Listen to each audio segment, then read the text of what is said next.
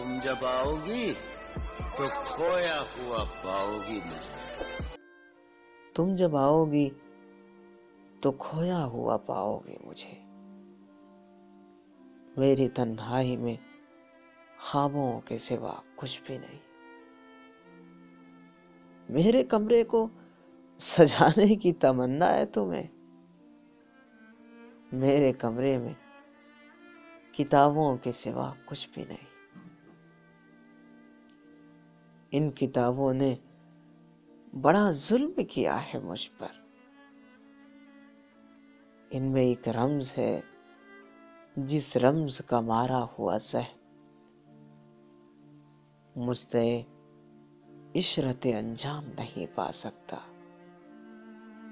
जिंदगी में कभी आराम नहीं पा सकता। जिंदगी में कभी आराम नहीं पा सकता।